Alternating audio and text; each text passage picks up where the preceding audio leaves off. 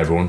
In the wake of Mr. Beast becoming the most sub channel on YouTube, I have a nice little story in this video to showcase the span of his cultural empire. One reason they include like why he's so popular and well known is that he has various sponsors where you can go to a store and buy a product with Jimmy's face on it. Maybe not his face, because at this point Mr. Beast is more like a collective than just one person. But that name alone sells that you can go to a shop and buy sub with that label on it, as well as the fast food franchise Mr. Beast Burger, which I know sounds like the worst example ever when every single location is closed by now and you can't find a single picture online of the food not looking disgusting. But I'm simply making the point that the brand has enough reach to make money in any avenue they experiment in. And you know you reach a new level when consumers that buy your stuff get rip off your success and make some money from it for themselves. Let me bring one example that, even though it's not the first, is definitely the dumbest by far. Around a month ago, Mr. Beast did a collab with a chicken fast food place called Zaxby, or franchise actually. It's probably not that big of a business because I haven't seen it in the UK, and I'm only getting to do chicken because, you know, simply, I don't know,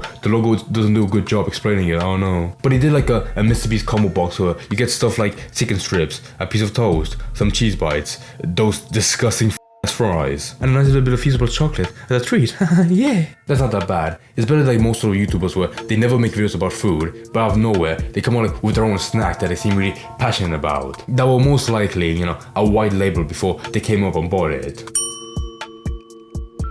But that combo box is only like a limited time deal, so people aren't in a rush to buy it and, you know, have FOMO to not miss out. But some schizophrenic Wolf of Wall Street guy had the goal to buy one recently. Take one of the cheese bites from the meal, auction on eBay, where the only selling point is that, oh, it looks like a lightning bolt, like the Mr. Beast logo. And for this defunct bit of cheese I got by pure accident, and it's rotting by now, he's asking for $25,000 with free shipping. My god, he's insane. I like to imagine like it's some 40-year-old man that knows nothing about Mr. Beast. He only knows it's popular with the kids and he wants to make some money off it. Like that was the equivalent of like California Gold Rush, where he found like one bit of gold and was like, oh my god, I'm gonna be rich from this. This is on the exact same party that I would post on eBay like a long ass time ago, where they found like one Cheeto that looked barely like a gun and was already asking for a lot of money, but you inflate the value. He said some dumb shit like, you know, it looks like the gun specifically used to kill Abraham Lincoln. I really feel like 80% of that price of the lightning bolt Mr. Beast cheese bite purely comes from like that name alone, Mr. Beast. If it was any brand,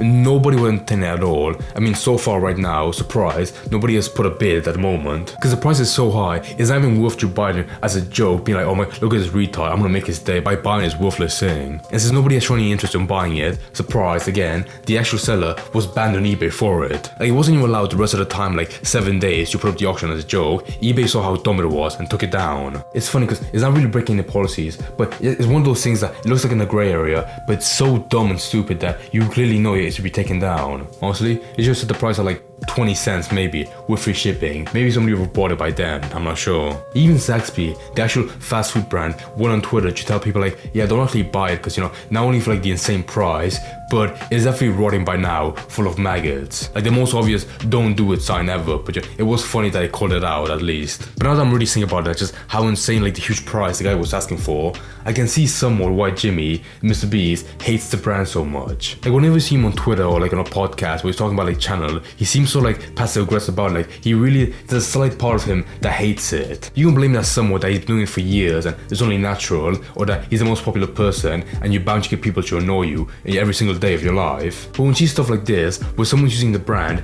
in the dumbest way ever to make money, you can see somewhat why you would dislike the brand. And that guy, the eBay auction seller, he's not the only person. To a great extent, you can look at people that like steal the exact kind of videos that Mr. Beast makes and kind of do a spin on it, but still clearly rip off it. Because they know that if they can make the video as similar to his as possible, they can leech a tiny bit of success from it and make some views. So from that angle, and with that auction listing on top of that, you can see why you would detest those people over time. I mean, I would as well. But you know, I would love to make that joke, you know, buying the cheese bit for that much, $25,000, and make his day, you know. It would be the biggest waste of money, even if you're rich, but for the story or the joke, it would be funny.